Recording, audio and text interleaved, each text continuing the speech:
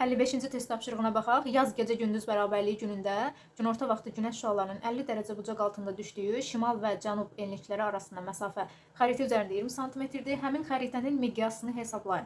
Biz bilirik ki, yazda günəş harda zenitdədir? Ekvator üzərində 0 dərəcə. O zaman düstur necə olur? D bərabərdir 90 çıxılsın enlik. Artıq zenit 0 olduğuna görə düstur bu şəkildə olacaq. Günəş şüalarının 50 dərəcə bucaq altında düşdüyü. D-ni verib bizə 50. Yerinə qoyub hesablayırıq. 50 bərabərdir 90 çıxılsın enlik. Enliyi də tapırıq nə qədər? 90-dan 50-ni çıxanda 40. Həm 40 şimal, həm də 40 cənub. Çünki hər ikisini bizdən istəyir. Şimal və cənub enlikləri. 40 cənuba günəş 50 dərəcə bucaq altında düşəcək. Yaz gecə gündüz bərabərliyi günündə. Bu enliklər arasında məsafə 40 şimal və 40 cənub fərqli yarımküre olduğuna görə onlar arasında məsafəni tapanda toplamaq lazımdır.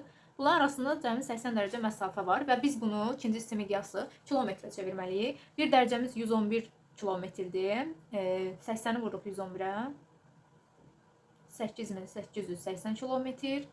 Və daha sonra nə deyir? Həmin bu məsafə 8880 kilometr xəritə üzərində 20 sm verilmişdir. İndi miqyas məsələsi kimi həll edə bilərik ki, əgər 20 sm 8880 kilometrdirsə, 1 santimetrə neçə kilometr uyğun gələr? Ki, buradan miqyası tapa bilərik. X bərabərdir, bölürük 20-yə, 444 kilometr. Miqyasa da çevirəndə 1 bölünsün 44 milyon 400 min olacaq. 100 minə vururuq da. Qaydadan bilirik ki, kilometri miqyasa çevirəndə 100 minə vururuq. 44 milyon 400 min, o da doğru cavab A bəndi.